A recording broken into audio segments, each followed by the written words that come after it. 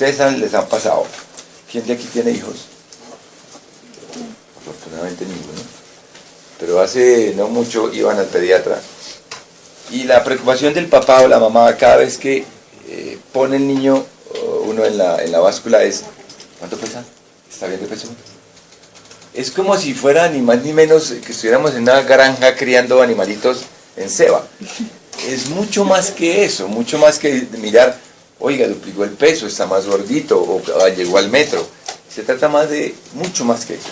Por tanto, la valoración nutricional no solamente es medir en una tabla cuánto midió, cuánto pesó, cuánto le midió el cráneo, el diámetro abdominal, lo que vamos a revisar ahora, sino también hablarlo desde el punto de vista bioquímico, algunos parámetros que me están indicando cómo está el niño desde el punto de vista de algunos, digamos, productos del metabolismo básico del niño, pero sobre todo si esos productos bioquímicos ponen en riesgo nutricional o patológico al niño posteriormente. También es importante evaluar los signos clínicos de nutrición, que desafortunadamente en este ámbito no son los más sensibles. Los parámetros desde el punto de vista clínico para la evaluación nutricional son tardíos. No vamos a esperar evaluar la deficiencia de zinc en un niño cuando ya aparece el síntoma típico, los síntomas dermatológicos que vamos a revisar, o que esperemos que haya una pelagra a definir que tiene deficiencia de algunos nutrientes. Desafortunadamente los síntomas clínicos ya son el reflejo de una situación que se viene manifestando desde mucho antes.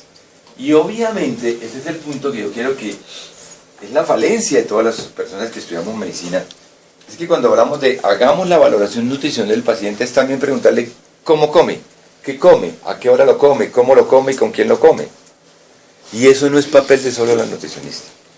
Es saber establecer algunas pautas de evaluar por varias metodologías qué tal está comiendo el niño, si es el valor nutricional de los alimentos el adecuado o definitivamente tiene trastorno del apetito. Entonces fíjense que es una óptica muy variada en donde vamos a tener que mirar al paciente desde muchas ópticas.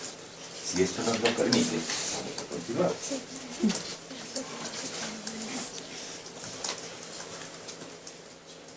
Ok. Entonces, la valoración nutricional incluye valorar en forma objetiva el crecimiento, y tengan en cuenta que crecer no es lo mismo que desarrollar. Crecimiento y desarrollo tienen dos connotaciones distintas. La vigilancia nutricional del niño en los exámenes de rutina y de continuidad, digamos que contribuyen a una forma centinela de establecer qué peligros o potenciales hay para el niño de riesgo, o orientar en caso de que ya haya un trastorno nutricional instaurado. De esta manera, mediante una valoración nutricional adecuada, se puede instaurar precozmente medidas terapéuticas e identificar aquellos casos que deben remitirse. Yo siempre les digo a ustedes, muchachos, aquí, a estas alturas de la vida, ustedes ya van a ser médicos, por mucho que hagamos, ya irremediablemente van a ser médicos. Y yo no puedo decir que este grupo de 60 personas vaya a haber 60 futuros colegas. Me refiero, no a todos les gustan los niños. Algunos soñarán con ser investigadores de la NASA, otros de ser, no sé. Y unos detestan así abiertamente a los niños. Pero uno u otro van a tener que ver niños en su carrera. El 80% de la consulta de un médico general son niños. El 15% son barrigones. El otro es trauma. Y un menos del 1 o 2% son las patologías raras. De modo que cójanle cariño a la pediatría, así sea por aguante, porque tienen que ver niños y hacer este tipo de cosas alguna vez en su vida. Entonces, los trastornos nutricionales, creo que se me pasó esta. Los trastornos nutricionales pues tienen que ver básicamente con dos términos importantes que ya juegan un papel importante dentro de la epidemiología de nutrición del país. Al final vamos a ver unas estadísticas de cómo es el perfil nutricional nuestro. Evidentemente Colombia ya no es un país de desnutridos. Colombia es un país de malnutridos, donde cerca del 14 al 15% de las personas son obesas y donde hasta el 25% de los adolescentes sufren de obesidad. De modo que el término más importante o más adecuado es malnutrición. Sin embargo, vamos a analizar patologías muy importantes como llamada desnutrición. La desnutrición puede generarse, pues básicamente, y esa es lo que uno nunca quiere afrontar, origen primario, por alimentación insuficiente o consecuencia de enfermedades agudas crónicas que son anergizantes y que van a llevar a un estado de desnutrición. Esto es lo que uno ve en pacientes francamente pues, con patologías importantes o carenciales. Ese tipo de déficit en los nutrientes repercute clínicamente en función del tiempo de manera variable. Si uno quiere evaluar una desnutrición aguda, por ejemplo, ese se va a ver reflejado en unos parámetros antropométricos específicos, distintos a cuando uno va a evaluar una desnutrición de tipo crónico. Vamos a suponer que tenemos un lactante que va funcionando bien, va evolucionando bien, y eventualmente a los 5 o 6 meses de edad tuvo una enfermedad diarreica aguda, que tuvieron que hospitalizarlo. Eso se va a ver repercutido en el peso, más no en la talla. Pero si tenemos un paciente con una patología renal, vamos a suponer un paciente que ha tenido un síndrome nefrótico y a lo largo del tiempo ha sido difícil de controlar, a lo largo del tiempo se va a ver reflejado no en el peso, pues obviamente secundariamente, pero sobre todo en la talla. Entonces, dependiendo de la patología que el paciente tenga y del tiempo de evolución, la desnutrición o los parámetros nutricionales se van a ver reflejados en uno u otro parámetro, que son peso, talla o alguna otra cosa. Entonces, cuando esa NOx actúa sobre un periodo corto, obviamente, como medida de defensa del organismo, eso se ve reflejado en los depósitos de almacenamiento de energía, los depósitos grasos. Y obviamente, eso va a llevar a disminución de peso, emaciación importante y repercute sobre ¿cuáles son los depósitos más importantes desde el punto de vista nutricional? La reserva más importante de grasa, el tejido adiposo, las reservas de glucógeno en el hígado o la reserva energética del músculo. Entonces lo primero que va a haber uno es algún grado de disminución de peso, de emaciación, y posteriormente si sigue habiendo la noxa va a repercutir ya en otros parámetros que tienen que ver con la talla. Por eso decíamos aquí que cuando actúan durante un tiempo prolongado implicarán negativamente en la velocidad de crecimiento que se traduce en tallas disminuidas. Okay. Como les decía, de acuerdo a los datos, yo los invito a que les voy a pasar también el material, se llama ENSIN, que quiere decir la Encuesta Nacional de Salud y Nutrición del país. La última datos publicados fue en 2010, sin embargo, está en imprenta en ENSIN 2015. Y vale la pena que lo analicen porque les da a ustedes una idea global de cómo nos comportamos desde el punto de vista nutricional, cómo nos comportamos desde el punto de vista de actividad física. Ahí nos dicen cuántas horas gastamos en general los niños y el adolescente, o el adolescente mayor, como son ustedes, o el adulto joven. ¿Cuántas horas gastamos en sedentarismo, viendo televisión? ¿Qué costumbres alimentarias tenemos? Para que se den cuenta que Colombia evidentemente ya es un país de malnutridos. Entonces, básicamente es porque se incorpora energía por encima de las necesidades, derivadas del patrón de vida que nos ha tocado vivir ahora, del sedentarismo, de estas ayudas diagnósticas tecnológicas muy cómodas, pero que conllevan a disminución de la actividad física diaria.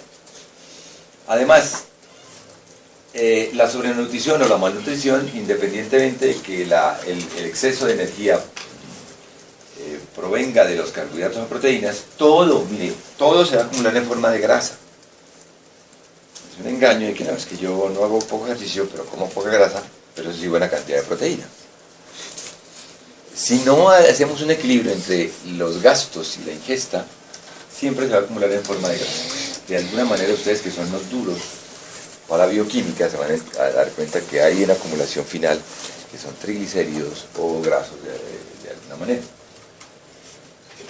Y obviamente la malnutrición conlleva al desarrollo de enfermedades crónicas en el adulto.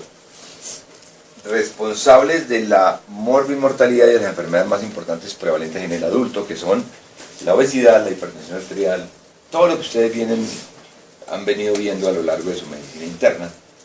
Por tanto, lo más importante de la valoración nutricional es la detección precoz de este tipo de alteraciones nutricionales. Entonces, hay que aclarar una serie de términos con los cuales ustedes probablemente no están familiarizados, pero que es necesario que lo tengan en cuenta porque a lo largo de, no solamente del semestre de pediatría, sino de sus carreras como médicos las van a ver. Primero, ahorita vamos a ver una serie de términos, pero vamos a hacer una cosa. Lo primero que tiene uno que hacer es una anamnesis muy juiciosa.